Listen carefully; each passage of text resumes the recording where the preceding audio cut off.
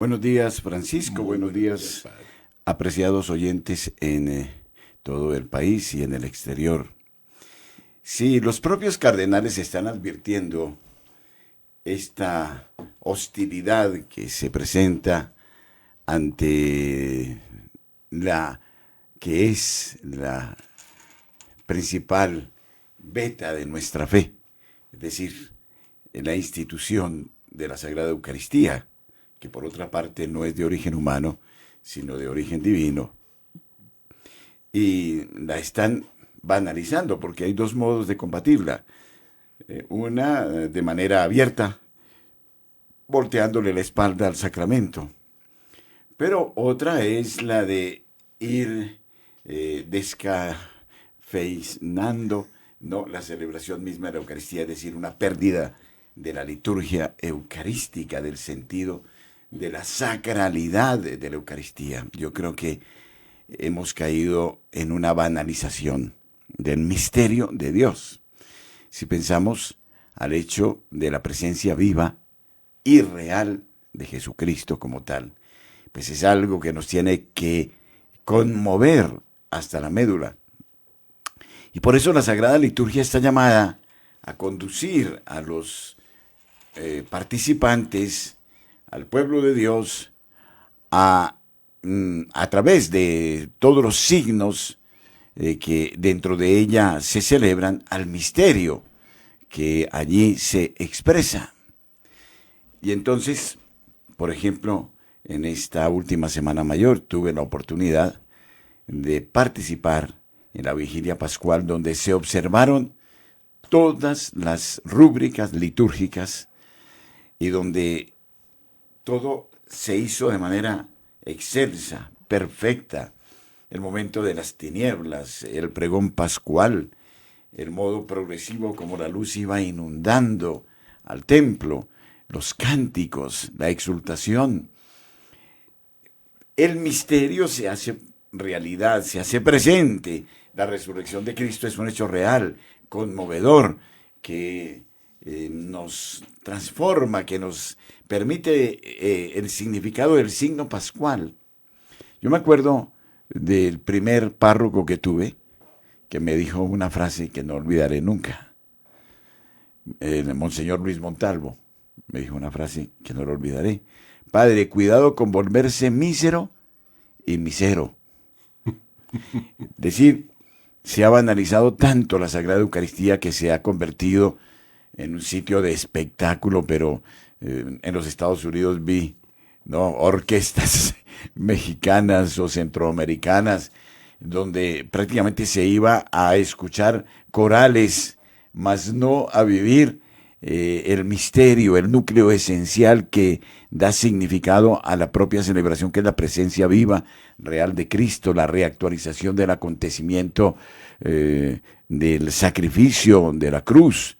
En fin, entonces esta desacralización que viene desde antes del Concilio Vaticano II, allá con todos estos procesos oscuros, Buñini y grupos que venían de los Países Bajos, etcétera, se ha dado lo que un obispo hoy llama la protestantización del misterio eucarístico.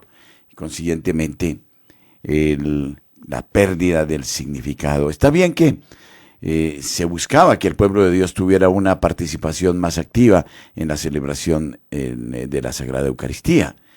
Y eso está bien. Se pensó en la lengua vernácula para que de esa manera el pueblo participara. Pero esto degeneró en la pérdida del misterio. Tan cierto es que se dejó vía libre a la misa en latín. En los seminarios, en la época, se permitía que por lo menos una vez a la semana, no se permitía, se celebraba una vez a la semana la misa en latín. Pero esto ya ha degenerado. Y, qué sé yo, por ejemplo, voy a ser un poco atrevido como siempre. Cuando se dura, como en algunos sitios he oído, media hora leyendo intenciones de misas, o cuando son 50 intenciones o 20 intenciones de misa, queda en el aire una sensación de mercado. de las intenciones de misa.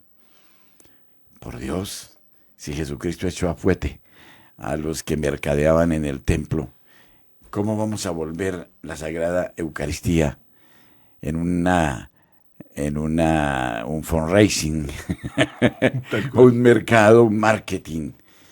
Pues esto contradice lo que el Señor nos dijo: buscad el reino de Dios y su justicia, y lo demás se os dará por añadidura. De esa manera, porque el pueblo de todas maneras, de todos modos, cuando se celebra bien la Sagrada Eucaristía, pues da la ofrenda, ¿no? Y sabe que tiene que sostener el culto y que tiene que sostener a la tribu de Leví, al sacerdocio, en fin.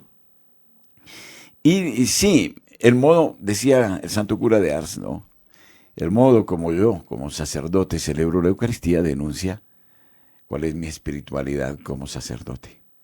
Así es. Entonces, cuando se trata todo de manera superficial, rápida, las misas express, yo me acuerdo por ahí, iba a celebrar la Sagrada Eucaristía cerca de Unicentro, y un día me dice alguien muy importante: padre, las misas aquí son de 20 minutos. No me las extienda a 40 minutos porque son los ejecutivos que salen de las oficinas y vienen a misa y tienen que volver al trabajo. O sea, y después otro párroco aquí en esta parroquia me impuso que no podía pasar de 30 minutos la Sagrada Eucaristía. Yo le dije: ahí no estoy de acuerdo, porque la Sagrada Eucaristía merece todo el tiempo. Se quedó callado. Y es que realmente a eso hemos llegado. Las celebraciones fúnebres en las parroquias de las ciudades, donde pues habría que buscar una fórmula alterna, ¿no? No, es que viene uno y viene el otro y viene el otro de las funerarias, y es que vivimos de las funerarias. Entonces aquí, de cómo voy a pagar, así me lo dijo un párroco, ¿cómo voy a pagar el agua, la luz y el teléfono aquí si mi único ingreso son las honras fúnebres? Y entonces, si usted me retarda eso, a la funeraria me quitan los servicios. ¿Cómo así? O sea, ya esto se volvió un mercado persa. Y entonces córrale, y con los dolientes ahí, sentados, que quieren una palabra de consuelo. No hay tiempo. Alguna vez por ahí pasaba el párroco, así me lo dijo, me mostraba el reloj. Me golpeaba el reloj en una parroquia importante del norte, el reloj. Entonces yo dije: si el padre me permite predicar en un matrimonio, si el padre me permite predicar, predico. Qué pena. Hemos llegado a un exceso absolutamente vergonzoso, y sobre todo tratándose del misterio de nuestro Señor Jesucristo. Aquí no se trata de si se es santo o no se es santo, se trata de ser conscientes de qué es lo que estamos celebrando. Y si comprendemos lo que significa la presencia viva y real de Cristo, yo digo, por lo menos, y eso lo siento desde hace 20 años como sacerdote, tengo que sentir cada palabra que digo. Es que no es recitar fórmulas o leer muy bien y recitando fórmulas. No, es sentir el misterio desde dentro. O sea, despertar al misterio. Y esto yo lo llamaría de esa manera, despertar al misterio. ¿Qué significa? Significa sentir cada palabra. Sentir cada acción litúrgica, sentir cada instante en que se celebra la Eucaristía. Y les digo, y esto se lo digo con muchísima honestidad, lo he intentado desde hace más de 30 años, y me aterra que cada vez más, y con el paso de los años, y hoy me estoy subiendo al 7º piso, con el paso de los años, me aterra celebrar la Eucaristía. Me estremece celebrar la Eucaristía. Pensar que en mis manos y por mis pobres palabras y en este ser tan contradictorio se permita el don de la presencia viva y real del Señor en el altar. Se viva el sacrificio de Cristo. Por algo Padre Pío se estremecía, ¿no? Él sí lo vivía a fondo. Y entonces pasaba 2 y 3 horas en la pasión de Cristo. O sea, en sana realidad, en un sano y lógico sentido, tendríamos que padecer nosotros y el pueblo de Dios la pasión de Cristo, porque se está actualizando la pasión de Cristo. Entonces, esto se nos volvió un rito, sí, con un carácter celebrado y toca celebrarlo, ¿no? Toca hacerlo. Como que queda esa sensación, toca. Y entonces en las grandes celebraciones pontificias, como que toca celebrar la misa. Y entonces, vuelvo a lo que decía San Juan Eudes. Si comprendiéramos el significado de la Sagrada Eucaristía, necesitaríamos una eternidad para prepararla, una eternidad para celebrarla, una eternidad para dar gracias. Y yo le digo, soy el primero, y no acuso a nadie, que me siento absolutamente indigno, superficial, ante semejante misterio. Y lo que sí debemos defender por encima de cualquier cosa es este misterio. Yo aquí pienso que, por ejemplo, la misa, no soy enemigo de la misa como se celebra, de hecho la celebro, pero tampoco podemos ser enemigos de otros ritos y de la misa en latín. ¿Por qué? Y hago la experiencia también de celebrar en latín. Y de celebrar en latín con el canon romano, como existían estos libros, o existen todavía, gracias a Dios, y los significados eran tan profundos. Y los contenidos penitenciales de cada parte de la Eucaristía, la dimensión trinitaria, los gestos, sobre todo, insistían mucho en los gestos del sacerdote, la genuflexión, la inclinación de la cabeza, el recogimiento, la secreta, la oración íntima y profunda, para que se viva el misterio, se sienta el misterio. Todo eso se está perdiendo, tristemente. O sea, se nos vuelve una práctica que hay que hacerla porque tenemos como esa obligación de hacerla. Pero no es lo que enseñaba Benedicto XVI, que la Sagrada Eucaristía tiene una dimensión esponsal, porque es el instante en el que el esposo Jesucristo expresa en el más alto y sublime grado en amor por su esposa, la Iglesia, hasta tal punto que se consume y se consuma por su esposa. Esta dimensión nupcial a mí me ha encantado, porque ir a la Sagrada Eucaristía no es ir a un rito, no es ir a un cumplimiento. Mucha gente todavía se confiesa, padre, no fui a misa los domingos, pero para ti, ¿qué es la misa? No, es que nos dijeron que hay que ir a misa porque si no es pecado. Oye, no has entendido lo que es la misa. Y tal vez antes de obligar a los jóvenes a ir a misa, es explicarles desde niños lo que se celebra en la misa.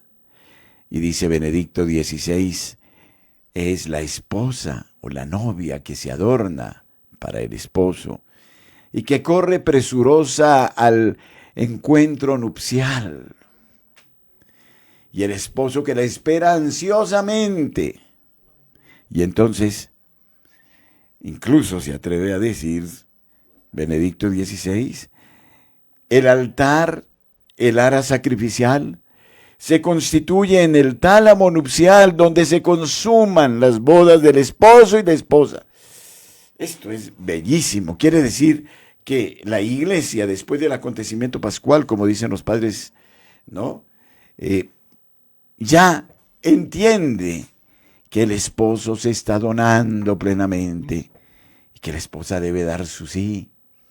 Y entonces se da una conjunción, se da el abrazo. Es un momento nupcial. El sacrificio de Cristo se traduce en la pasión verdadera de Cristo por su Iglesia. Pasión, como se habla de la pasión humana, es el momento de la alianza definitiva, porque es la consumación del matrimonio de la Iglesia. Son las bodas escatológicas ya en cada Eucaristía. En fin, los significados son tales y tantos. Por ejemplo, perdóneme que me extienda, pero es que es así. La iglesia, y esto me acuerdo de una famosísima conferencia que dio el cardenal Lercaro cuando vino al Congreso Eucarístico Internacional aquí en Bogotá en el año 1968, que decía, no puede existir iglesia sin Eucaristía. ¿Por qué? Porque la Sagrada Eucaristía perpetúa la presencia real de Cristo en la tierra.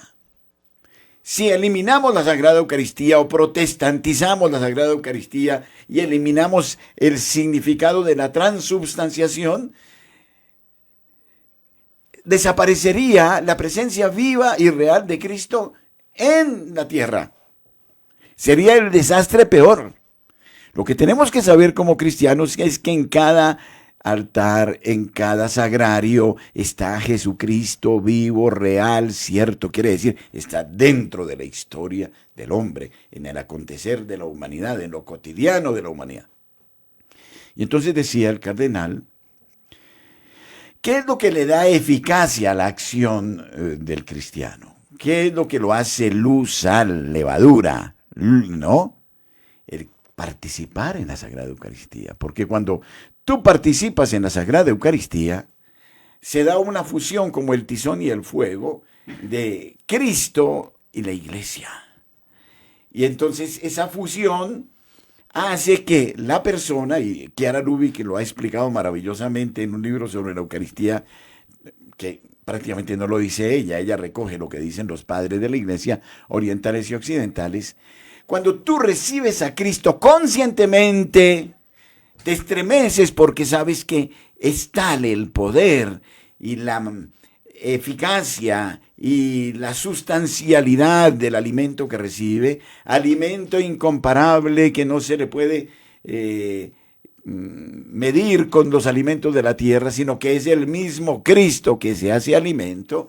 Es inevitable que esta unión de este alimento celestial que es Cristo mismo en el ser humano produce tal fusión, tal experiencia del amor divino en la criatura que la transforma radicalmente, que toca cada célula de su ser, su cuerpo, su alma, su espíritu, todo, de tal manera que la persona queda divinizada, inmortalizada, cristificada, y cuando sale del templo a las distintas tareas temporales, va ya no una persona normal, sino va un Cristóforo, ¿no? Hubo un movimiento en una época, yo no sé si todavía exista, que eran los Cristóforos. A mí me encantaba. ¿Por qué? Porque todos nos constituimos en portadores de Cristo, sagrarios de Cristo. San Francisco, cuando veía a una persona comulgar, se le botaba los pies y adoraba el sagrario de la persona donde estaba presente Cristo. Es más, bueno, hay una afirmación un poco, yo sé que Teilhard de Chardin se pone en cuestión en muchas cosas, pero decía una cosa bonita. Dice, cuando muere uno que ha participado asiduamente del misterio eucarístico, al ser sepultado en la tierra, hace que toda la tierra sea un cáliz de la presencia viva de Cristo, porque está Cristo en la tierra, y eso es lo que hace que se produzcan los cielos nuevos y las tierras nuevas. En fin, es algo absolutamente maravilloso. Yo voy a confesarte una cosa, esto lo sabe Francisco, porque ha participado en algunas de las celebraciones personales. Yo cuando predico, siempre dedico 1 o 2 o 5 minutos a explicar el misterio que estamos celebrando, que esta es otra cosa. No, hoy, bueno, en España, voy a hablar de España para no hablar de Colombia, estuve participando en la misa, esas misas express por Dios. En el nombre del Padre, del Hijo y del Espíritu Santo, amén. La gracia de nuestro Señor Jesucristo, el amor del Padre y la comunión del Espíritu Santo esté con vosotros, amén. El Señor esté con vosotros. Oremos, Y así, toda. Y entonces, si uno dice, se lo dije a un teólogo allá en Madrid, ¿cómo es eso? Y entonces me dice, es que no hay que sobreactuar. Ah, caramba. No hay que sobreactuarse. Y la gente ya cayó en la misma rutina y le gusta esa misa porque sí, yo soy del movimiento tal o cual y voy a misa todos los días, pero entonces lo que me interesa es eso, que ya estuve en el templo, ¿no? Y entonces es así.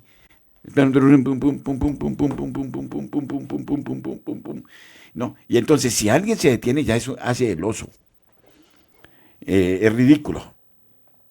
Prácticamente en que. Y uno, para aparecer equilibrado de hoy, ¿no? Tiene que hacer así y celebrar así.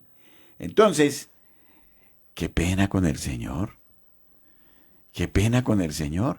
Y entonces, por eso, yo siento, sin ponerme como ejemplo de nadie, pero me parece lo obvio, lo normal, es que por lo menos la persona entienda por qué va a misa. ¿Y qué es lo que está celebrando? Miren que cuando yo he ido a parroquias a predicar y comienzo a hablar de esto, la gente se comienza a reír. He tenido 3 Eucaristías, una con un par de adultos, la otra con un par de adultos y una con un par de jóvenes, riéndose en mi cara cuando predicaba esto. Cuando predicaba la elocuencia del sentido, ¿no? O sea, la gente... Ya esto les suena ridículo. Es como cuando papá y mamá nunca se besaron y un día se besaron delante de los hijos salieron corriendo a esconderse en la vergüenza de verlos que se abrazaban y se besaban. Y lo más trágico para un niño es ver que sus padres no se abrazan, Claro. que no se besan. Pero a fuerza de esa frialdad, a los niños les parece que es anormal que se besen y se abracen. Así nos pasa ahora. Ya el pueblo de Dios está tan acostumbrado a esas rutinas, ¿no? Y en esto sí, perdóneme Francisco, nos dan ejemplo los hermanos separados. Pregúntense ustedes por qué un domingo, cuando uno se acerca a todas las iglesias, algunas serias y otras de garaje, ¿cómo va la gente el domingo? Papá, mamá y niños, con el mejor vestido de gala, la Biblia debajo del brazo, y entran al culto y permanecen en el culto desde las 8 de la mañana hasta las 12 del día. No, nosotros tenemos el almuerzo en el norte, tenemos el carro afuera, nos suena el celular, mascamos el chicle, le estamos señalando el reloj al padre para que acabe rápido, escogemos las misas donde hay efectos electroboscópicos o misas donde hay baterías o donde se canta rico. Qué padre tan cansón este o el otro. Somos ritualistas por esencia. Ritualistas, ya, fuimos, ya. Entonces, yo siempre me hago una pregunta. Es que seré muy buen sacerdote porque celebro 6 o 7 misas el domingo. Me vuelvo mísero y misero. Y corra para aquí, corra para allá. ¿O por qué no celebramos una Sagrada Eucaristía donde el pueblo de Dios que siente la Eucaristía la vive desde dentro con todo el tiempo necesario, dándole al Dies Domini, al día del Señor, todo su significado y viviéndola en la alegría? No, es que no le podemos quitar a la gente esto y lo otro y lo otro. Y eso es lo que ha buscado el materialismo, ¿no? Es diluir el día del Señor con los espectáculos deportivos, con los clubes, porque ahora la gente se va para el club, o la borrachera, bueno, hablemos de los clubes de la gente pobre, ir a tomar cerveza, o muchas cosas de esas. Entonces, no sé, hay que cambiar mucho eso. Y yo digo, cuando habla este cardenal es totalmente cierto. Es totalmente preocupante. Es como estaba escuchando ahorita a Agustín Laje, que creo por estos días pasó por acá o está en Barranquilla. Y Agustín Laje, y quizá nos salimos un poquito del tema, pero yo creo que es pertinente, habla, siendo él no se declara católico, pero dice que uno de los propósitos de la ONU y de la Agenda 2030 y del nuevo orden mundial es acabar con la familia. La familia como institución. Por ejemplo, hablaba de un hecho que es hilarante, ¿no? Se prohíbe la pesca deportiva por el trauma que se le puede causar a los peces en el instante en que son pescados y luego se les quita el anzuelo y se les vuelve a depositar en el agua, porque son seres sintientes. ¿Y qué decir de las corridas de toros? Por supuesto, hay que acabar con eso, y bueno, yo también doy la razón ahí, por no torturar a un ser vivo. Pero hay que matar al ser humano, hay que acabarlo. Y entonces dice él que como el comunismo ya experimentó la derrota de la lucha de clases y con la implosión de la Unión Soviética y todo esto, ya no hay pretextos. ¿Por qué? Porque también al obrero y al campesino que se le quería meter en todos estos, ¿no? Al estilo norcoreano o al estilo staliniano, pues también el obrero quiere tener un televisor, también quiere tener un carro, también quiere tener un cierto bienestar, ¿no? Y entonces al final no les comió eso. Entonces tuvieron que cambiar el discurso por un discurso hoy de carácter de un neomarxismo cultural, carácter gramsciano, que es la familia es un fenómeno meramente social, pero no es una institución como sí. Y lo que me gusta del AGE es que sin hacer una argumentación de tipo teológico, sino puramente filosófico, muestra que eso es una total incongruencia, porque hasta donde se ha demostrado, la familia es el pilar fundamental de la sociedad sobre el cual se constituye, ¿no?, la sociedad misma, donde se reproduce la especie. Ahora hay que combatir la reproducción de la especie. Y entonces la mujer que tenía antes como altísima vocación su maternidad, que era su mayor anhelo, lo que la calificaba como mujer y le daba la alegría de sus hijos, del poderle hablar a sus hijos ya desde el seno materno y sentirlos como parte viva. No, este ya es un puñado de células. Y algunos están diciendo, y eminentísimos teólogos, que es que el primer mes de vida es un puñado de células y que solo comienza al mes a conformarse lo que sería una persona. La AGE dice, es el primer instante ya un ser, una persona, ¿no?, que no depende. A ver, una cosa es que la señora decida cómo quiere pintarse los labios o qué moda adosar o qué vestido, pero no puede decidir quitarse un brazo, ni puede decidir quitarse un pie, ¿no?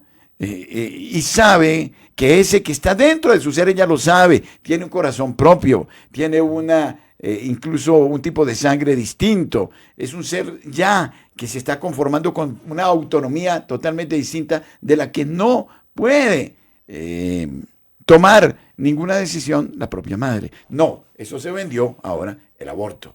Y ahora, para eso entonces, los que antes eran llevados Che Guevara en Cuba al patíbulo porque eran homosexuales, o Mao Zedong los castraba, ¿no? Ahora no, vamos a empoderarlos y vamos a empoderar toda esta situación, ¿no?, para generar toda una cuestión a nivel gobierno y todo eso. Y entonces, esto de las reformas pensionales y toda esta cosa, eso obedece a los mismos principios, que es generar una pirámide al revés, es decir, quitar la vida para que no haya cotizantes, de modo que en el 2050 o 60 o 70 ya no haya plata. Es decir, ¿qué es eso? Acabar con la familia.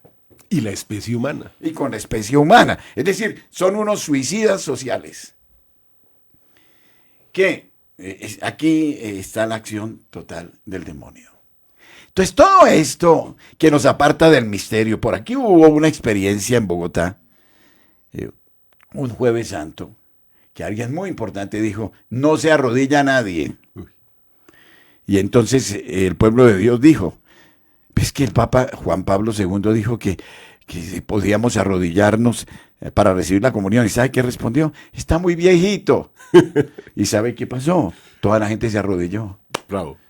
Y tuvo que pedir excusas. No podemos decir que porque los africanos son africanos y son negros, son unos subdesarrollados que en sus costumbres tribales y ancestrales no concebían el homosexualismo, entonces son pobres negros. Cuando yo digo eso, estoy diciendo, el homosexualismo es chévere.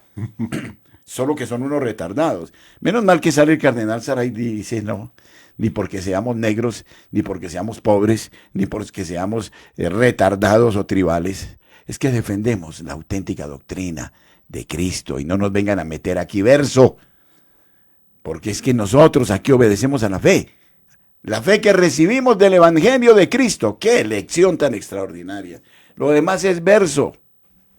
Entonces, en ese sentido, nos hemos acostumbrado a las palabras bonitas, porque hay unos verseros que tienen una capacidad filológica y de una pseudofilosofía y de un contemporizar y de un aparecer como del mundo de hoy, de tal manera que generan un lenguaje tan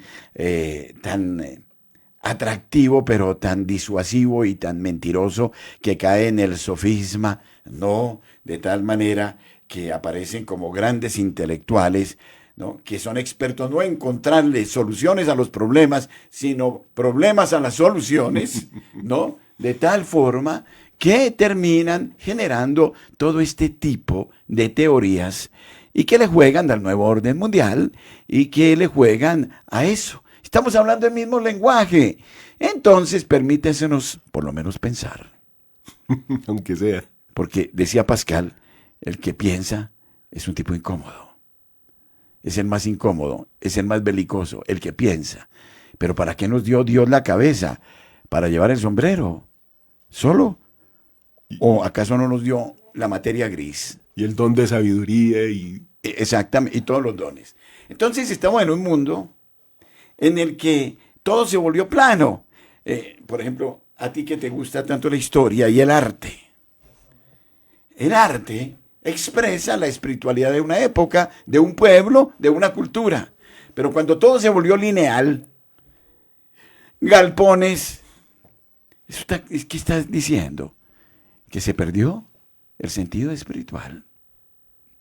Y esto es gravísimo. Yo cuando veo estas inmensas catedrales, antes me parecía que eran muy ostentosas, pero resulta que un gótico, por ejemplo, o un neogótico, está expresando la fe de un pueblo que, como sucedió, no sé, en San Michel, durante 1000 años construyeron todo un templo. Pues esto es lindísimo, es la expresión, ¿no? De una época, que no era simplemente por poder o por afirmar, quién sabe, no, era la fe del pueblo, que hoy se ha perdido. Entonces, por eso estamos en lo lineal, en lo laf, ¿no? Por ahí vi una casa, un penthouse aquí en el Rincón del Norte, que tenía unas bellezas en maderas, todo era en madera. Y llegaron los pelados y dijeron, no, eso hay que acabar con eso. Y un constructor compró todo por 8 pesos, porque para despojar el apartamento de tal manera que lo hicieran en otra línea totalmente distinta. Eso es lo que estamos viviendo. La desacralización, la pérdida del misterio, la rapidez, lo provisional. Algunos eminentísimos canónigos dicen, o canonistas quiero decir, no, hay que cambiar los conceptos del tribunal eclesiástico en relación al matrimonio para demostrar las nulidades, porque hoy los jóvenes tienen un concepto puramente provisional de las cosas. Como quien dice, también el matrimonio entra dentro de la categoría del descarte, del úselo y bótelo, ¿no? Y bueno, el problema no está en anular o no anular un matrimonio. Seguramente que hay muchos elementos para anular matrimonios, muchos. Y bueno, no, el problema está en la catequesis, en la formación, en enseñar cuál es el significado del matrimonio. Pero ahora con estos conceptos de la familia y veladamente por ahí aceptando que se puede permitir el aborto por efectos, por ejemplo, de violación y cosas de estas, como si fuera cualquier cosa, entonces ya, bueno, la bendición soterrada, que es hipócritamente aceptar una unión de hecho, porque dice que existe el amor, y aquí ahí hablo del amor y lo pongo en duda, porque es que el amor es Dios, ¿no? Entonces, toda esta cosa que va generando grietas, pues, ¿quién está perdiendo?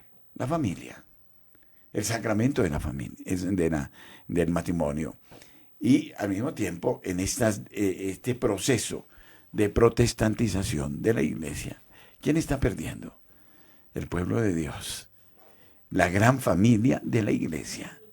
Y entonces nos quedamos en lo puramente social y en lo social, porque es que nos gusta mostrarnos coherentes por lo social. Pero eso no arregla nada. Si no se saca la miseria que hay dentro del hombre, no se sacará al hombre de la miseria. Lo que hacemos es multiplicarla. Entonces, ¿qué es lo que digo yo? Hay que enamorar de Cristo. Y Cristo es cierto. Y no lo tratemos como violín de feria. Como violín de feria. Lo tratamos muy mal a nuestro Señor Jesucristo. Si fuéramos conscientes de que está el real, substancial, que está ahí presente en su cruda realidad, hasta escandalizarnos como se escandalizó el grupo del capítulo 6 de Juan, cuando dijo, esta es mi carne, esta es mi sangre, porque mi carne es verdadera comida, mi sangre es verdadera bebida. Hasta que no nos escandalicemos bien y aceptemos el misterio y digamos como Pedro, ¿a quién iremos? Solo tú tienes palabras de vida eterna. Entonces, no hemos entendido nada. Por eso creo yo que hoy debemos hacer una seria reflexión y no nos podemos dejar meter los dedos en la boca por el verso. Es que hay mucho verso que no obedece a la recta doctrina de Cristo. Elegantísimo, ¿no? Ahora nos volvimos muy, ¿qué digo yo? Hay una palabra que se me escapa. No la digo mejor. Porque, es decir, nuestra moda se volvió el verso. Pero no la doctrina de Cristo, no la catequesis y no la vida espiritual. Y nos parece que eso es autorreferencialismo, que eso es intimismo, que eso es pérdida de tiempo. Y ahora con el verso nos han dicho que profesar la fe católica es excluir, ¿no? Entonces vamos hacia la religión cultural impuesta por la ONU y hasta las últimas consecuencias. El poscristianismo. Exactamente. Nos inventamos otra teología, la teología de la naturaleza, la teología de la tierra, la del pescado, la del árbol, la de cantidad de cosas.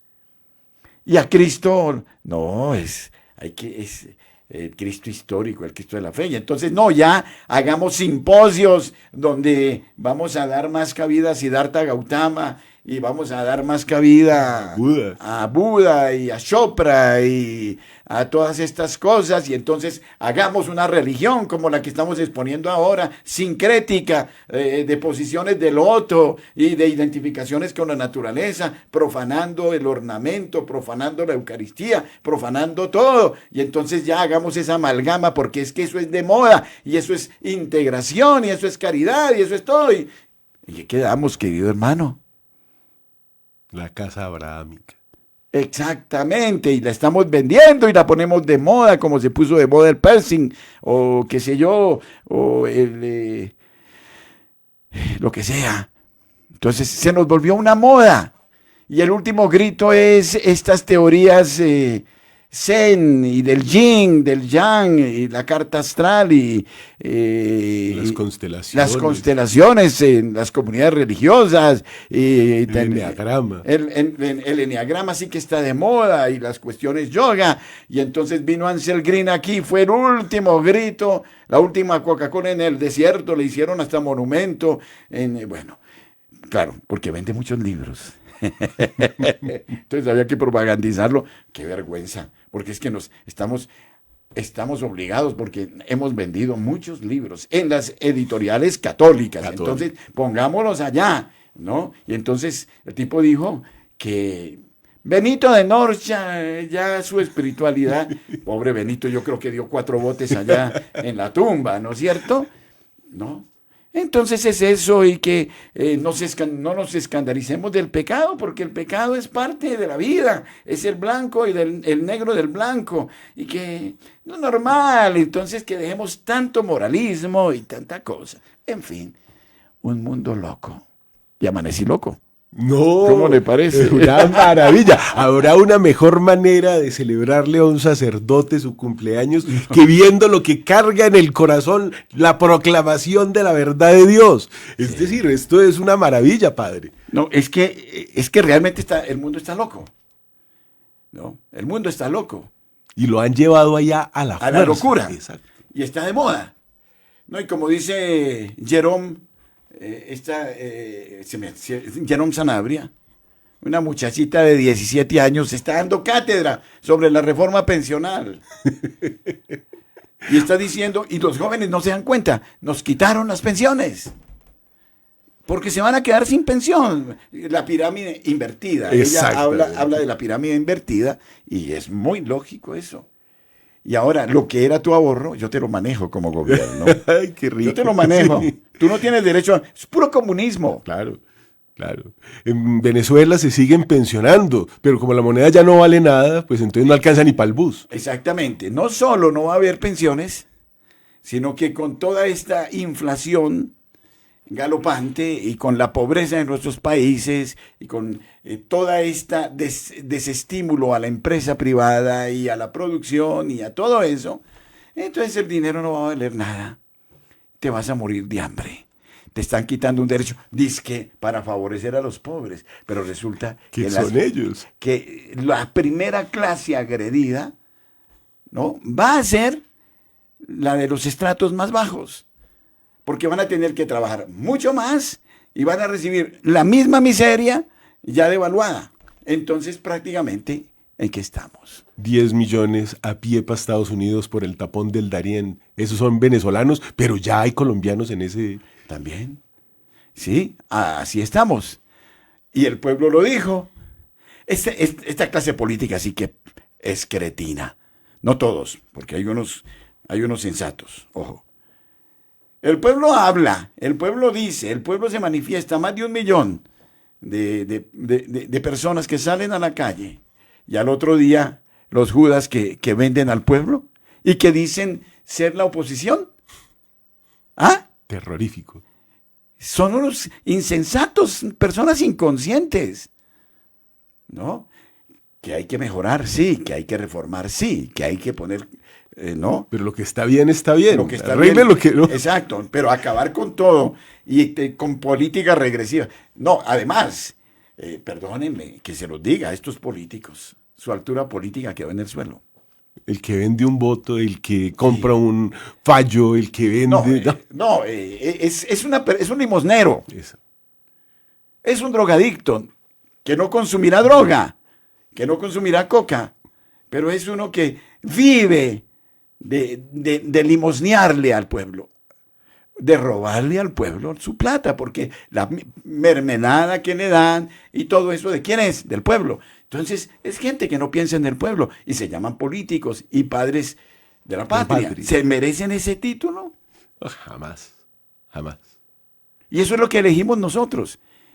Y como decía un analista Pombos, ellos juegan, eso de que pensamos nosotros, y este es el problema del pueblo colombiano, que los vamos a castigar en las próximas elecciones, ellos dicen no. Como el pueblo de Colombia, el 50, 60% no vota, pues siempre haremos las mismas marrullas, las mismas tretas, y nos vuelven a elegir para el Congreso, y ahí seguimos. Compro el voto en otra parte o pongo el voto electrónico, doy unas ayudas y con esas ayudas compré un voto, ya quedó anotado, ahí está. Ya, exactamente, y entonces vamos a seguir ese juego. Creo que el gran problema es que los colombianos tenemos que comenzar a pensar. Y si no pensamos, nos van a obligar a pensar. ¿Y cuándo vamos a comenzar a pensar? Como ya comenzamos, cuando nos aprietan el cinturón, cuando padezcamos el hambre, cuando no haya trabajo, cuando no haya futuro para los hijos. ¿Cuántas mentiras nos creen y las aceptamos? Ese es el problema. Dejemos de lado si somos rojos o azules o amarillos o verdes o Lo que sea. no, seamos obvios. Usted, querido padre de familia, ¿usted sí piensa en sus hijos y en sus nietos? ¿No tiene compasión de ellos? ¿Los va a dejar en la miseria? ¿En el total abandono? Eso es lo que dice Jerome. Y Es que nada parece que menos. no tuvieran hijos, ni tuvieran nietos. No. Entonces, es un mundo absurdo. Es un mundo absurdo. Un mundo que se está labrando su propia destrucción. Una pulsión de muerte que le cayó a Occidente, matar a Dios, pero matar a los hijos. Llenémonos de deuda para empobrecer la siguiente generación. Nos lo gastamos hoy, pero resulta que ni siquiera eso, se lo robaron. Exactamente. Es decir, vamos caminando hacia la destrucción, porque hoy te controlan las semillas. Ni siquiera van a dejar que la gente cultive. Hoy te van a buscar muchos métodos de control, te van a hacer un miserable, tendrás que mendigar. Todos tendremos que mendigar, todos, porque lo que quieren es hacernos súbditos de un sistema oprobioso al estilo norcoreano. Usted sabe que en Norcorea, si usted no se ríe, cuando pasa el presidente, el líder. si no se ríe, ya lo tienen captado Claro. y ya lo llevan a la reeducación. ¿Y si no es que te matan? Acaban de aprobar el precrimen en Canadá y en Alemania. Entonces a usted le están poniendo unos bonos que tiene que comprar porque como es católico usted es un criminal en potencia y les están poniendo brazalete a los católicos para que no salgan a esparcir esos errores. Eso es hoy. Trudeau es un Trudeau. demente, es un demente. Terrible eso. Y hacia Pero allá aquí vamos, también, y padre, todos la vamos policía aceptando política. eso, porque lo vamos aceptando. Lo vamos aceptando, nos vamos comiendo todo lo que nos digan. Y si nos dicen, mátense, nos matamos. Claro, así es como son las guerras. Una guerra civil a la que están llevando muchas personas en este momento en algunas zonas del país, donde los negros no pueden salir de la casa y si salen otros los mata. Exactamente. Entonces, bueno, todo esto para decir a las 9:19 de la mañana de la urgencia de la oración, Solo de eso. la plegaria, de volver a Dios. Perder el amor y temor de Dios es perder la humanidad entera. Por eso no hay pobre más pobre. El pobre más pobre no es el que está en los barrios marginados. No le quito su categoría de pobre. El pobre más pobre es el que no tiene a Dios. No tiene nada. Porque un gobierno sin Dios. Algunos me dirán que soy regresionista o que estoy en la época de Monseñor Willes, como me lo gritó Santos una vez acá. Pero es que él sabía que donde desaparece Dios, desaparece la dignidad de la persona humana. Y donde desaparece la dignidad de la persona humana, somos código de barras, algoritmo. Somos ratas entre las ratas. O perros, hijos de perros, como dicen los de esa otra religión. Exactamente. Y entonces a partir de ahí, apague y vámonos. Es Jesús el que le ha dado la dignidad humana al hombre, el que fundó la familia, y a ese es el que tenemos que ir a adorar en esas misas, que solo un sacerdote puede traer el cuerpo de Cristo, la grandeza que quieren destruir hoy. Están Exacto. ordenando diaconisas en Alemania por cantidades para que pronto sean sacerdotisas. Bueno, hacemos de todo. Pero lo que quiero decir es que es urgente el regreso a Dios. Me enorgullezco, esto no me pone en crisis, esto me pone más bien en gozo supremo de ver la riqueza del auténtico cristianismo, del auténtico, del que nos enseñó Jesucristo y nos enseñaron los grandes padres de la iglesia y los grandes apologetas, y que eso es imperecedero. Es decir, no he encontrado un partido político, no he encontrado una religión milenaria. No, si acaso para allá Confucio como que se acerca a algo. Pero, de resto, la religión cristiana, católica, que tuvo su origen en Cristo y que tiene sus raíces en el Antiguo Testamento es la única que salva la dignidad de la persona humana. Imagen y semejanza de Dios. La persona humana, en cada persona está el rostro de Cristo. Y cualquier cosa se haga al más pequeño se hace a Cristo. Y perdónenme si aparezco moralista, pero lo voy a decir. Todos esos perversos tienen que comparecer ante el tribunal de Dios. Hay juicio. Hay un juicio. Porque tienen que dar razón de ser de sus hermanos. Caín, ¿dónde está tu hermano Abel? Lo que pasa es que, a ver, tal vez yo voy a ser juzgado más severamente, yo, que mucha gente de la calle. ¿Por qué? Porque lo que tenemos que gritar, como dice Santa Margarita de Latouche, fundamentalmente es el amor infinito de Dios. Tenemos que enamorar de Cristo, entender la dimensión profunda del amor de Dios. Gritar el amor de Dios, decía Margarita Latouche. Primera obligación del sacerdote, enamorar de Dios. Quiere decir gritar el infinito amor de Dios. Y aquí es donde está nuestro pecado. Ayer San Marcos, id al mundo y anunciad el evangelio. Pero ustedes lo hacen, ¿cómo va? Que faltó, pero poquito. Y cuando ya se va, no, Marcos dice, cuando ya va a ascender a los cielos, les da este mandato y les da el poder para perdonar ejercerlo. pecados. Son las dos cosas que hace antes de ascender. Es el Perdonar poder del los sacerdote. pecados, orar por los enfermos, resucitar muertos, liberar endemoniados. Oiga, ¿creemos en eso? No. ¿Creemos en eso hoy? A San Juan lo retaron. Tome veneno a ver si es capaz. Y se lo tomó y no le hizo nada. Y eso lo han hecho varios santos. Pero nosotros creemos en la liberación del endemoniado, en la sanación del enfermo. Y Y cuando estos serán los signos que les acompañan. Nos parece ridículo. Hay que creerle más A la los bruja, chamanes. eso. Ahora, y a las nuevas eras, y a la posición del loto, y a esa vaina así. Pero cuando decimos que el Espíritu Santo actúa, sana y libera, qué escándalo. Estos son idiotas, fanáticos, frenéticos, fúticos. lo que más sana, la Eucaristía. Y llega un virus y cierran las iglesias. Exactamente. Tenemos la medicina en la mano, como decía San Gregorio Magno, ¿no? Que cuando vino la peste, lo primero que hizo, estaba recientemente elevado al papado, con el Araceli salió por las calles de Roma y veía esas miasmas que se iban. Por eso está el ángel allá, encima del Castel Sant'Angelo, guardando la espada. Es el recuerdo de esa liberación de esa peste romana. Y es un hecho histórico. El ángel empezó a enfundar la espada y se acabó la peste. Exactamente. Yo creo en el poder de la oración. Y todo lo que hemos hoy perorado aquí esta mañana es para que intensifiquemos la oración.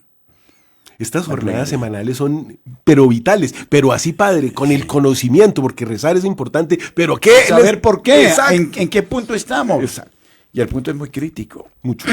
No nos hemos dado cuenta, estamos No nos hemos dado- al borde de la esclavitud humana. Ahí en ese Que es orden. peor que el conflicto de Israel, no, eso no es Irán, nada. del conflicto Ucrania-Rusia. Es el problema. El fin del libre albedrío. Es decir, estamos jugándonosla toda. ¿Cuántas cosas, y perdónenos la arrogancia nuestra, pero dijimos sobre muchas cosas y advertimos sobre muchas cosas y no nos creyeron y no nos van a creer y nos van a seguir diciendo conspiranoides? Pero ¿cómo estamos viendo los frutos hoy, los efectos nocivos de eso? 500 días después, todo lo que se había prometido lo cumplió y va por el resto. Y en el mundo ni hablar. No, los contagios, todo eso. Si no despertamos, muchachos, nos están llevando al precipicio. Ni patria, ni libertad, ni nada. Nada. Por eso tenemos que acrecentar. ¿Qué hacer nosotros? ¿Salir a protestar? Puede ser, pero no sirve. O es muy poco. Yo me soñaría que todas esas marchas millonarias sean con el rosario en la mano. Esa es otra cosa. Así Si es, mi muy pueblo se pone de rodillas, necesitamos... Exacto. Porque lo único que puede cambiar esto es hacer una autocrítica, un examen de conciencia, reconocer que hemos caído en este secularismo terrible, en este materialismo, lo que llama Cardenal Sara el ateísmo fluido, porque es que no basta con decirnos cristianos y estar en el anágrafe como bautizados, es estas visiones que muestran un ateísmo fluido. Qué pena que tenga que venir, bueno, qué pena no, qué gloria, Claro. que tenga que venir un cardenal de un continente que llamamos deprimido y al que hemos despreciado. Oye, hablarnos. América, padre, lo que está haciendo en Europa no hay fe. Tiene que ir usted a predicar en España porque allá ya no creen. Exacto. No, yo pagando entrada en Chartres. ¿Cómo? Pagar para entrar a la iglesia. Para ¿Es ver suya? esa catedral tengo que pagar yo como cura. ¿Y cómo? ¿No? O como laico, la entrada a un museo. Y así pasa en Colonia, y está pasando en Madrid, y está pasando en muchos lugares. En Cartagena, usted va a la catedral y no le dejan entrar si no paga. Exactamente. Por Dios. Entonces, la cosa es así. La cosa es así. Tal vez el paso de los días y de los años nos vuelvan más locuaces. Esperemos que ojalá tuviéramos la locuacidad de Sócrates, ¿no? Y de Platón. Pero lo hermoso es que con el Espíritu Santo derramado y que el Señor derrama todos los días en las misas que usted proclama, ahí Él les ha dicho, no preparen nada. El Espíritu hablará por ustedes como lo está haciendo hoy. Necesitamos entusiasmarnos por la oración. Y ahí la importancia de consagrar los niños a la Santísima Virgen María, de nuestra consagración al Inmaculado Corazón de María, ¿no? Mientras que otros por ahí están hablando de las cuestiones antropológicas y no sé qué, nuestra Radio María también puede caer en esa tentación y por ahí la he visto, ¿no? Discursos antropológicos y antropocéntricos y cantidad de vainas raras, cuando aquí la cuestión es orar, buscar el reino de Dios y su justicia y lo demás viene por añadidura, no pensar, es que ya lo sagrado, todo lo sagrado se piensa en términos de fundraising y en términos de estrategias de mercado, lo católico, la iglesia en términos de estrategia de mercado y la Radio María va para allá, términos de estrategia de mercado, eso es lo que nos están metiendo y entonces es más importante a ver cómo la gente dona que no la salvación del pueblo de Dios. Y en eso Radio María de Colombia no va a caer nunca, hasta que yo esté. Podrá venir otro. Pero esto no es estrategia de mercado. Esto es el anuncio del reino de los cielos. Amén. ¿Cómo la plata? Esta es otra cosa. Nos ha envenenado. La platica, ay, la platica, nos vuelve, nos acaba la moral, nos acaba los principios, los pecados se vuelven de buena familia y de mala familia. Si tú tienes plata, entonces busquemos cómo excusar ese escándalo, ese hueco, ese vacío. Pero si tú no tienes plata, te la aplicamos toda. Y si piensas, si no tienes plata, eres un tipo peligroso, te vamos a pasar la planadora. Entonces, esta parte es demoníaca, terrible. Y mire que tan demostrado queda que es Alemania, la iglesia que más recibe en donaciones y en diezmos, la que se está volteando de tal forma. Y uno dice, ¿pero por qué? Bueno, a ver, el estiércol de Satanás. Me picas la lengua. Porque, ¿qué pasa? Lo dice Sandro Magister, un vaticanólogo serio. Sí, la iglesia de Alemania, pues según los cálculos, yo creo que hasta nuestros días, o puede ser que haya bajado un poquito, recibe algo así como 5.000 millones de dólares. De euros al año. Pero resulta que eso se ha ido bajando. Abramos el discurso a lo liberal, porque es que allá hay un sistemita venenoso, que bendito sea Dios no lo tenemos aquí. Y es que tú creyente entras en un sistema. Uh-huh. Y si no firmas el renglón de dar tu parte del impuesto a la iglesia, no tienes derecho a sacramentos. ¿Hasta dónde hemos llegado? Les niegan el derecho a la Eucaristía. Puede entrar un hereje y comulgar, pero un cristiano que no pagó no tiene Eucaristía. Y entonces, todo este liberalismo y todo eso tiene una connotación económica también. Eso es. Eso es. Cuando se habla de es el estiércol del diablo el que está metido ahí. Yo sé que aparezco ante el mundo como un tipo ingrato. A mí me señalan como ingrato, que recibo dádivas, pero que después traiciono. Pero es que yo abro los ojos. Y es que yo no puedo recibir, o sea, cuando el Señor dice que tu mano izquierda no sepa lo que da la derecha, no es que, porque es que eso es lo que abunda en el mundo. Hay gente que te da plata, ojo, y te la da, te la pone, pero después te vuelves esclavo. Al mejor estilo de los narcotraficantes. Pero no solo los narcotraficantes, las ONGs y todo eso que vienen aquí a hacer caridad y a decir que vienen a predicar el reino de Dios, vienen después a sacarte la sangre. Cuidado. Y eso pasa también con estas ayudas en las que impera el latín. Te lavan el cerebro, te llevan a pensar como ellos quieren. Y si no, te quito las ayudas. Puro colonialismo. Esos grupos pentecostalistas vienen pagados por el pero Estado americano. Católico. En todos los ámbitos, pero hay que ver lo que destruyen y cómo pasan como una planadora cambiando el sistema. Yo me acuerdo, he vivido, no me resisto a contar esto. Recién ordenado. Yo tenía un año de ordenado y militaba en un grupo X.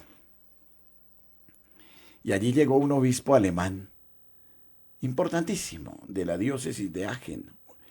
Voy a dar el nombre, Klaus Emmerle, aquí a Bogotá. Y resulta que yo llegué a hacer la visita a esa casa y coincidió con que estaba Monseñor Klaus Emmerle ahí. Y me ha agarrado Monseñor, yo no sé qué oyó en mí, y me ha hecho una filípica, un discurso que para mí es un honor, porque imagínese. De Aachen. Sí, no, vaciándome.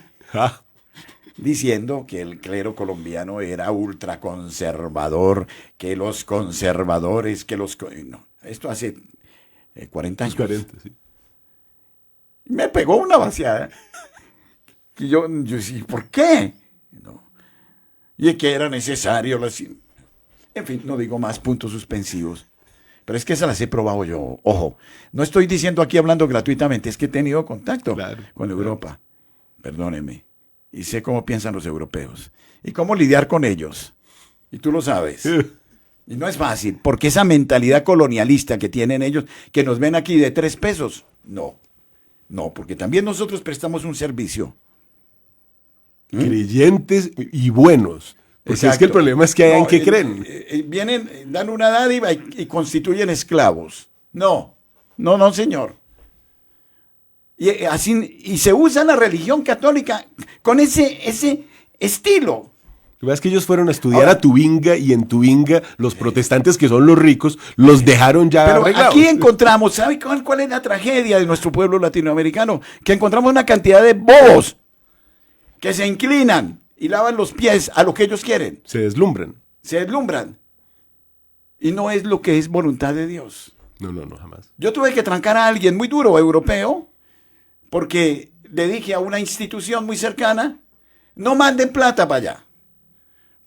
Y entonces me llamaron, entonces cerremos esta vaina. Le dije, no, es que para mandarte plata a ti, no le pagan a los trabajadores. Como estaba sucediendo, no. O tienen que hacer préstamos en los bancos para cumplirle con el llamado diezmo que se inventaron allá. Eso clama al cielo. Claro. Entonces yo ya no le como ese cuento. Uno cuando da un peso, lo tiene que dar desprendido y olvidándose de que lo dio. Pero yo no te puedo para toda la vida estar pasando la cuenta de cobro a ti por lo que yo te di. Porque te estoy esclavizando. Y eso es lo que hacen con América Latina, lo que hacen con África.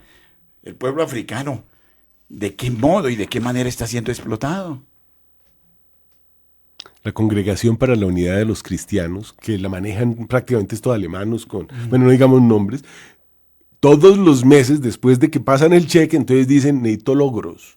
¿Cómo está la unidad? No, y te valoran por los logros. Exacto, y los logros son, acabe la Eucaristía porque nos vamos a juntar con los protestantes. Sí. Miren, los pueblos de Europa son... Francia es infame. con muchos pueblos francófonos. Gracias a Dios, aquí llegaron los españoles, porque los franceses son unos asesinos, eso es terrible. Todavía hay monedas en África que tienen que ver con el franco. Y todavía los franceses le están cobrando por el uso de esa moneda a los pueblos africanos. Haití nomás, aquí al lado, todavía le están cobrando por su liberación. Pero no están tan pobres. No, es que, y por siglos, ojo. Claro, nosotros todavía estamos pagando por los uniformes que fue a traer de Inglaterra. Bolívar. ¿Cómo le parece? No hemos podido acabar de pagar los uniformes de la independencia. Entonces, creo yo que cuando veo al cardenal Sara, o cuando veo a los obispos africanos, tengo que respetarlos. Claro. Porque los primeros racistas son los que dicen que los africanos son retrógrados, porque son negros. ¿Cómo dicen eso? Sí. Los que estarían llamados a defender la dignidad del ser humano y a despreciarlos. No, yo me inclino ante un africano y yo no lo puedo tratar mal, porque resulta que es más sabio que yo, más leído que yo, estudia más, profundiza más. Y es católico ferviente. Sí. Yo, por ejemplo, con un mexicano me llevé una bofetada. Pequeñito, indígena. Dije, este es un indígena. Yo, enseguida, ¿no? Claro. Uno inconscientemente es así. Se comporta así. Cuando ese hombre comienza a exponerme los principios teológicos, los principios filosóficos, un pozo de ciencia. ¡Guau! ¡Qué belleza! Y más hablaba, más sentía yo la vergüenza de mi prepotencia y más sentía yo mi ignorancia. Uno no puede despreciar a nadie. No. Y eso sí, el que desprecia, pobrecito. Pobrecito, porque ese tarde o temprano va a sufrir el desprecio. Y aquí, aún dentro de nuestras propias comunidades hay desprecios, hay clasismos. Mucho clasismo. Yo le escuchaba aquí a un empresario del Toberín que porque tenía una fábrica de estufas o no sé qué y unos empleados, que los trataba a los empleados, eso es come tierra, me dijo a mí, eso es come tierra. Wow. Porque tú tengas millones en el bolsillo, tus trabajadores no dejan de ser tan dignos o más dignos que tú mismo. No, y debe ser que él come oro o papel, porque pues de la tierra viene todo. Exactamente, exactamente. Entonces, en ese sentido, por algo Jesucristo nos enseñó que en cada ser humano está el rostro de Dios. Es precisamente por eso Burke, americano, que uno diría que está en el primer mundo, muy ofendido cuando dijeron que son unos retrógrados por todavía rezar misas en latín, ha recibido pues toda el agua sucia que le han echado desde Europa. Y resulta que estos retrógrados están luchando por salvar las raíces, las memorias, la cultura. La creación, la sostiene la iglesia, el catejón. Enhorabuena.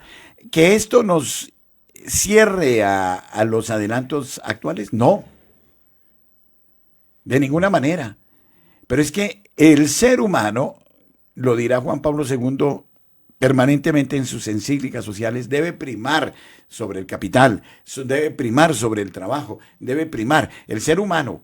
Pero cuando nos decimos posmodernos, hipermodernos y todo eso, pero vemos cómo al ser humano lo están destruyendo y lo siguen destruyendo sistemáticamente, ¿cómo es que nos podemos quedar nosotros de brazos cruzados?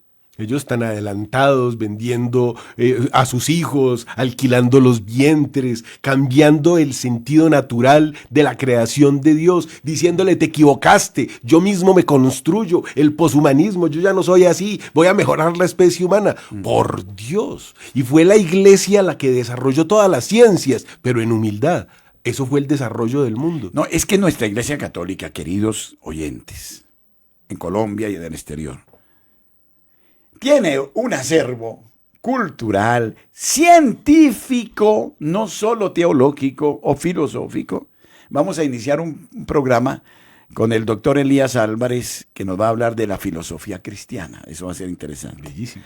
Bueno, el acervo que tenemos nosotros, ¿cómo lo vende usted ese acervo, esa riqueza a cualquiera que pasa y le toca en la puerta, cuando es tan rico, es que no nos vamos a morir y no vamos a agotar la riqueza de nuestra iglesia. Los números desarrollados por la iglesia, la escala musical desarrollada por la iglesia, todo lo que podamos... Los grandes santos y místicos de la iglesia que nos han dejado un legado que muestra la existencia de Dios. Yo no puedo no nombrar a Hildegarda de Bingen. Claro, una belleza. Bueno, y Teresa de Ávila, esas alturas espirituales. Y nuestra Laura Montoya. Nuestra Laura Montoya se acerca mucho a Hildegarda de Bingen en esta lectura cosmológica. Una mujer campesina, bueno, era una profesora de Medellín, ¿no? En su época vista con sospecha por ser mujer, y sin embargo deja unos escritos que también tendremos que darle profundización a esos escritos, que son absolutamente maravillosos. Doctora de la iglesia. Otras monjitas de ahí se fueron por la teología de la liberación y todo eso. Y ahora confiesan y todas en el Amazonas, pero hablemos de... Pero hablamos de la santa. Claro, la buena, la fundadora. Es una maravilla. Una maravilla. Su poesía, su literatura, sus cartas, el amor a la naturaleza. Es una riqueza. Doctora de la iglesia Exacto. será algún día. Pero hoy tenemos el día de Isidoro de Sevilla, un hombre que en el año 600 Claro. ya tenía enciclopedias, había desarrollado todo el conocimiento de la ciencia. Entre otras cosas, el patrono de la internet. Claro. Hoy. ¿Cómo será el conocimiento que manejó el hombre más culto del mundo? Año 600. Vinieron en el 1500 todos los ilustrados a decir que se habían inventado la enciclopedia. Estaban fusilando a Isidoro de Sevilla. Todo desarrollado en la iglesia. Sí, sí. Y la Biblia fue el primer libro que se estampó. Nada menos que en el libro más antiguo de la Biblia, que es el libro de Job, dicen que la tierra flota sobre la nada. Y ellos vienen a decir que son los que se han inventado y los que han desarrollado. No, lee la Biblia, ahí están las corrientes oceánicas, todo. Es que, a ver, Sikiki, un gran sabio italiano, dice que hoy la dictadura es la de los tecnócratas. Los tecnócratas son los que se creen los dueños del mundo. Resulta que los tecnócratas son unos ladrones de los auténticos científicos. Correcto. Un 93%, y está demostrado, de los científicos creen en Dios. El tecnócrata es un ignorante. Debe ser un ciencia. Ilustrado. Lo único que ha hecho es un parásito que chupa lo que la ciencia nos dio y lo traduce en instrumentos y se ensoberbece porque ¿qué se ha inventado el tecnócrata? ¿Qué ha desarrollado? ¿Qué ha hecho? La iglesia, Mendel, un monje, vio cómo las abejitas producían tomando de un árbol y de otro, pues empezó y es el padre hoy de toda la ciencia que ha desarrollado ya el hombre final, el transhumanismo. Pero permítame hacer un paréntesis, Francisco, sobre las abejas. En Radio María Colombia vamos a hacer algo curioso. Ayer lo decidimos. Ya no vamos a llamar a los oyentes hormiguitas. Los vamos a llamar abejitas. Perfecto. ¿Saben por qué? Porque es que las abejas nos dan la idea exacta de lo que es Radio María. Están las abejas obreras, también están los zánganos, pero está la abeja reina. La abeja reina, María Santísima. Y nosotros vamos a hacer las abejitas obreras. ¿Qué es lo que vamos a hacer todos? Polinizar este mundo para polinizar el mundo. Sí. Volar de flor en flor, es decir, ir a cada oyente y depositar el polen, ¿no es cierto?, con nuestras pobres paticas, ¿no?, que fecundan esas flores, anunciar la radio. Y tenemos que ser como abejas, porque hay otro animalito que sale todos los días a volar, es la mosca, que va de lo que sabemos en lo que sabemos, mientras que la abejita va de flor en flor. Exacto. Ahora la abeja recoge el néctar. Eso. ¿De dónde viene el néctar? De las flores. Lo más lindo y lo más hermoso del oyente. Cada oyente es un pozo de ciencia también, porque no somos solo nosotros aquí arrogantes ante un micrófono. No, ustedes, cada uno tiene una historia valiosísima, maravillosa. Cada uno puede escribir su propio libro de su propia vida y es maravillosa. La abejita recoge ese néctar, lo lleva a los pies de la reina y lo hace panal de miel. Una belleza, y con ese testimonio más se van a convertir, que es lo que se necesita. Y todas sirven a la reina. Amén. Entonces ya no vamos a llamar las hormiguitas, sino las abejitas de Radio María. Muy bonito. Y las abejitas obreras de la madre, que dan la vida por la reina. Y es que ese es el ejército Y de ella María. las protege, y ella las conduce, y ella las lleva. Y eso lo aprendí, ¿sabe dónde? Lo aprendí en una casa de campo de retiros aquí abajo en Anolaima. Hay una invasión de abejas arriba en el techo. Miren lo que es la ironía de la vida. Yo hice un pacto con ellas. Les dije, las dejo estar, pero no me pican. Perfecto. No me van a picar. Nunca me picaron. Ahora que estuve en Medellín, en una finca por ahí de paso, y me senté, vino una y ¡pin! Me picó aquí. La de allá. Las de allá.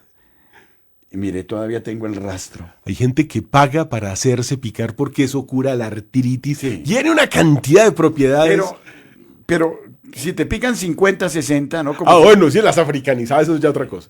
Bueno, ustedes saben del milagro. O que los hubo. Hornets que hay en Japón, que esos son asesinos de una Sí. pica. Bueno, Pero tú sabes de los jóvenes en Brasil, de los caballeros de la Virgen.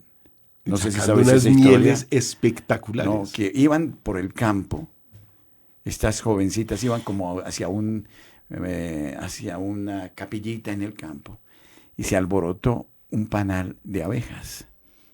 Las picaron impresionantemente. Es decir, las picaron, morían todas. Y declaran oración, oración, oración, y no se murió ninguna. Vea qué cosa hermosa. Es que la oración, ahí está la sanación. Ahí está.